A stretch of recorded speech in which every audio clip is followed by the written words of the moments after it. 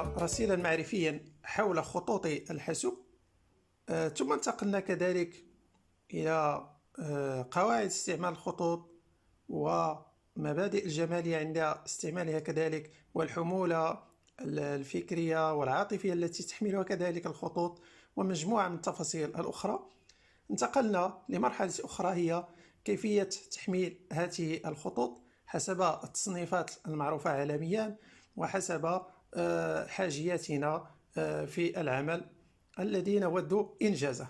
لكن الآن سنرتقي لمرحلة أعلى في هذا المجال، استعمال الخطوط، وطبقا للمبادئ والقواعد التي رأيناها سابقا وتصنيفاتها وكل ما يتعلق بالجانب النظري، نرتقي الآن إلى درجة تدبيرها، يعني تدبير هذه الخطوط التي توجد بالحاسوب. فلا شك أنكم كل الآن لديكم مكتبة من الخطوط بالحاسوب. هذه المكتبة ربما يكون عدد الخطوط اللي كنا كنعاني من المشكل لسببين: إما كثرة، يعني خصوصا اللي كيستعملوا هذه الخطوط في اعمال تحرير نصي، يعني اللي كيشتغلوا على الورد بزاف او اللي كيشتغلوا في مجال التصميم، فاكيد عندنا واحد العدد كبير من الخطوط. كل مره كنتيليشارجيو، كل مره كيبان واحد الخط جديد كنجربوه، ربما على الاقل غادي نجرب واحد 10 ولا 20 خط باش كنختار خط واحد اللي غادي يناسبني في العمل. هذا الشيء اللي كيعطينا واحد المشكل ديال اولا الحاسوب كيولي فيه واحد العدد كبير من الخطوط، وهذا العدد الكبير الخطوط كيسبب لنا جوج مشاكل. المشكل الاول او ثقل في الحاسوب، كيولي ثقيل، الاورديناتور كيولي ثقيل، خاصه ملي كنفتح شي برنامج اللي ديال التحرير النصي مثلا بحال وورد ولا باوربوينت، سيرتو في البرامج ديال التصميم الجرافيكي بصفه عامه، وخاصه اكثر وكيزداد المشكل اكثر حده الناس اللي عندهم الحواسيب بسيطه، يعني بمواصفات اللي متوسطه او متدنيه، فكيشكل واحد المشكل، او بل احيانا كيتوقف البرنامج على الاداء. هذا مشكل شائع قلنا ديال كثره الخطوط في الحاسوب، كيضيع الوقت بزاف باش كتختار الخط المناسب وكيدير مشكل في الاورديناتور. كذلك عندنا مشكل ديال تصنيف وترتيب هذه الخطوط. الان دابا من بعد ما شفنا هاد الحصص ديال الدورة التكوينية، شفنا أنواع الخطوط حسب العائلات اللي معروفة، وكذلك أنواع الخطوط حسب الحمولة أو حسب العاطفية ديالها أو حسب الفئة المستهدفة. فكنتسائلوا كي ندير أنا نصنف هاد الخطوط، واش نكتبها في شي نوط، ولا يعني شنو هي الطريقة باش ننظم هاد الخطوط وفق واحد التصنيفات اللي كنشوفها أنا مناسبة في العمل ديالي.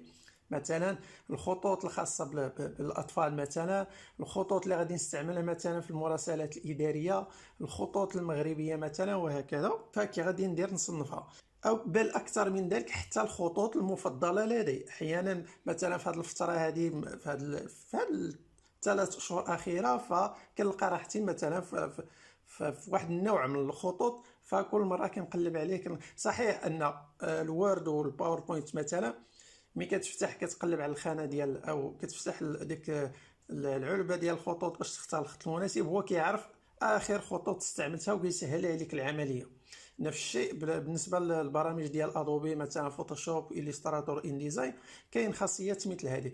لكن انا بغيت ملفات، يعني مجلدات اللي ندير فيها هذه الخطوط اللي كنستعملها بكثره، وندير فيها كذلك الخطوط حتى التصنيفات اللي كنشوفها مناسبه لي.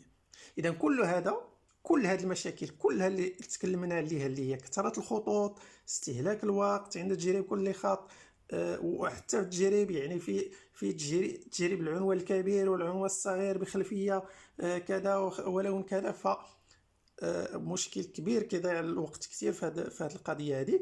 ثم المشكل ديال تصنيف وترتيب الخطوط المستعمله، وهذا لا يمكن بطبيعه الحال مع الحواسيب، يعني مع النظام الويندوز اللي كنشتغلوا به. الحل كاين مع برنامج اللي غادي نشتغلوا عليه اليوم، البرنامج الرائع اللي هو الفونت بيز. الفونت بيز هو واحد البرنامج مجاني بواجهة أنيقة كما كتشوفوا. الواجهة ديال البرنامج فيها جوج ديال العناصر، فيها اللوحة ديال العرض هنايا باللون الأبيض، ثم هنايا القوائم والوسائل ديال العمل. الفق او الجانب اللي ما كيبانناش لنا هنا، او الجزء اللي ما كيبانناش، هما لي زوبسيون او البارامتر ديال البرنامج. ما غاديش نحتاجوه كثير، كيكفينا هاد جوج واجهات اللي غادي نشتغلوا عليهم بكثره. اذا الدور ديال الفونت بيز شنو هو؟ عنده ثلاثه ديال الادوار. الدور الاول عنده العرض، والدور الثاني عنده الترتيب والتصنيف ديال الملفات، والدور الثالث اللي هو عملي هو الاشتغال على الخط دون تثبيته. يعني كنشتغلوا على الخط بلا ما نانستاليوه. وهاد القضيه نستحتاجوها بزاف. مثلا كتكون عندي واحد الخطوط وباغي نستعملها نجربها، فدون تثبيت، يعني بلا ما نانستاليها وعاد نقلب انني نديزانستاليها. فالبرنامج كيدير هذا الدور بواحد الاداء رائع رائع جدا. فالخلاصه ديال البرنامج كنلخصها انا في رايي ثلاثه الادوار: العرض، الترتيب والتصنيف، والاشتغال على الخط دون تثبيته. وبالتالي هاد المهام اللي كيديرها البرنامج كتحل لنا جميع المشاكل اللي ذكرناها في الاول. اذا نبداو الاشتغال على البرنامج. قلنا في اللون الاسود هنايا كاين لي زوبسيون او الملفات، نقدروا نقولوا لي زوتي ديال العمل. وهنا في هذه الواجهه كاين شاشه العرض. اذا شنو كاين في شاشه العرض؟ كاين الخطوط. دابا الان شنو كنشوفوا الخطوط اللي عندي في الاورديناتور ديالي.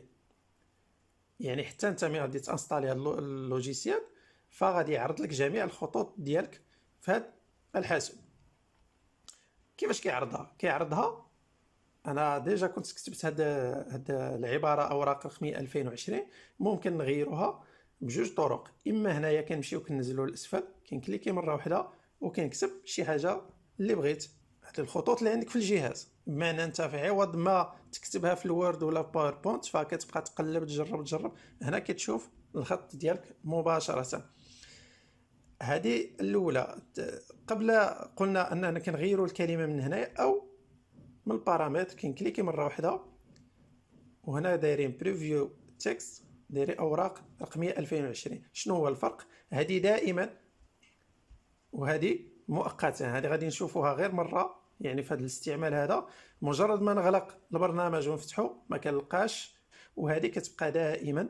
يعني فوقاش ما كنفتح البرنامج كنلقى هاد العباره ديال اللي كتبتها انا من البارامتر. الان بعد ما عرفنا كيفاش كنغيروا العباره، وهذه تقدر تقول لي شنو الدور ديالها، لان انت مثلا مطالب انك نعطيو مثلا تصميم غلاف مدخل الى تيبوغرافي، وحنا بغينا نشوفوها كيفاش غادي تخرج لنا هاد العباره. فهذه مهمه جدا. فكنمشي كنشوف عبر شاشه العرض للبرنامج. الاداه الثانيه شنو هي لالينيومون ديال هاد العباره، واش على اليسار واش على اليمين، عفوا الوسط او على اليمين. ثم كاين ليبيسور هنايا اللي من خلاله نقدروا نكبروا الحجم او نصغروه ديال تلك العباره على حسب المقاس اللي بغينا. وهنا كتشوفوا المقياس، يعني 30 32 تماما كيف كنشتغلوا على البرامج اللي كنشتغلوا عليها كاملين. اذا كتشوف كيفاش غادي تخرج هذه العباره. اوبسيون اخرى كيعطيها لنا الفونت بيز هو تغيير لون الخط، وكتشوفوا حتى بالكود اللوني اللي كيعرفوه كثير الان، اللي انتشر الاستعمال ديالو. عرفناه برنامج فوتوشوب والإليستراتور وبرامج لادوبي كامله. او انك تختار اللون من هنايا مباشره من هذا العمود. اولا الفئه اللونيه، ثم كنختاروا الدقه اللونيه من هنايا. الان الاختيار الاخر هو الباك جراوند او الخلفيه. كنكليكيو عليها كيعطينا نفس الشيء، ف كنختاروا الخلفيه اللي بغينا مثلا، وكنشوف العمل ديالي كيفاش غادي يخرج. هادو هما الاختيارات اللي كيعطيهم لنا البرنامج فيما يخص العرض. هذا من حيث العرض، يعني العرض ديال الخط كيفاش داير. بغينا نعرفوا التفاصيل كندخلوا لفيو ديتاي. قبل ذلك كتشوفوا ان العرض ديال الخط كيكون عن طريق كتابة اسمه، يعني بغض النظر عن الخط كيفاش غادي يخرج لك مكتوب الاسم ديال الخط وعدد الاوزان اللي كاينه فيه. وهذه مهمه كذلك. مثلا هذا الخط فيه وزن واحد، وهذا الخط فيه وزن واحد، هذا الخط فيه 5 اوزان، وانتم غادي تزيدوا تكتشفوا مثلا هذا الخط فيه 14 وزن. اذا ندخلوا لهذا الخط هذا كنكليكيو فيو ديتاي. اذا كتشوفوا معايا ان هاد الخط هذا خارج مربعات، اذا لا يدعم اللغة الأجنبية، فهو خط عربي. كاين الخطوط اللي كتقدر تخرج باللغة الأجنبية والعربية، كاين الخطوط اللي كتخرج فقط باللغة الأجنبية دون العربية، وكاين الخطوط اللي كتشتغل عليهم بجوج. إذا ناخذ نموذج آخر. إذا هنايا ستيل كيفاش كيخرج ديال الخط، وهادو لي غليف هما دوك الرموز اللي كيجيو من صاحبين البرنامج اللي كنشوفوهم كذلك في الوورد وجميع البرامج كاملين. وكتشوف الآن المرحلة الأخيرة وهذه رائعة، هو أنك كتشوف الخط بعدة أوزان. كتشوف كيفاش غادي يخرج لك الخط، يعني هذه الدور ديالها ملي كتكون عندك واحد العمل اللي فيه فقرة عنوان كبير متوسط فيه فقرات صغيرة، فكتشوف أن الخط ديالك أولا واش مقروء كما قلنا، وثانيا واش الجمالية ديالو الآن كتبان مزيانة ملي كيكون بواحد الخط اللي صغير. اذا شفنا المميزات ديال العرض الهائله اللي كيعطيها لنا هذا البرنامج، واللي كيسهل علينا عمليه الانتقاء الخطوط اللي عندي في الحاسوب، عوض ما كنستهلك واحد الوقت كبير وكبير جدا وبدون نتائج يعني مقبوله اثناء الاختيار العادي من البرنامج اللي كنشتغلوا عليه، باوربوينت او وورد او غيره. ننتقلوا الان للتصنيف، نشوفوا الامكانيات ديال التصنيف والترتيب اللي كيعطيه لنا هذا البرنامج. اول شيء هو هذه العمليه ديال هاد الفافوريت او القلب، هذا الرمز الخام ملي كنكليكي عليها يعني هذا خط مفضل لدي. اذا شنو وقع؟ مشى لهذا الدوسي ديال فافوري، يعني هذا الخط انا عندي فافوري. الا كليكيت على هذه فولاو عندي 6 الخطوط. تقول لي انا اختاريت جوج ودابا 6، لان واحد بوزن واحد، هذا بوزن واحد وهذا ب6 اوزان، ب5 اوزان، فالمجموع هو 6. فإلا كليكيت على فافوريت كنلقى عندي جوج ديال الخطوط مفضله اللي بهذا الرمز ديال القلب. اذا ندير اول او جميع الخطوط. الكوليكشن او الكوليكسيون هي الطريقه او الوسيله اللي كتخليني تصنف الخطوط وفق التصنيف ديالي الشخصي. كما قلنا سابقا، نعطيو مثلا الخطوط اللي كنشتغل عليها في مدرسه، ولاحظتوا معايا انه كيدعم اللغه العربيه. كنكتب مدرسه وكنكليكيها وعطالي دوسي ملف. مثلا نقول تصاميم دينيه، مثلا نقول مثلا مراسلات اداريه، ندير مثلا ندير الجيم. مثلا انا عندي واحد الهوايه ديال الالعاب الى اخره، وكندير تصاميم كنعرف بها بالالعاب، ندير جيم مثلا. نكتفي بهاد التصنيفات الاربعه. هادو شنو هما؟ بحال الملفات. هاد الملفات عندي 4 الملفات فيهم 0 خط.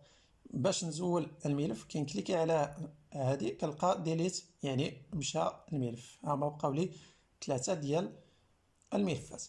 طريقه سهله، كناخذ هذا الخط مثلا، نفترض ان هذا الخط مثلا خاص بالمراسلات الاداريه، كنشدو كنبقى شاد بلا سوري ما كنطلقش، وكندير الدوسي حتى كيدير هذا اللون هذا مميز، وكنطلقوا ها هو مشى المراسلات الاداريه. نفترضوا هذا كذلك المراسلات الاداريه، عندي 6 لان كما قلنا عنده 5 ديال الاوزان.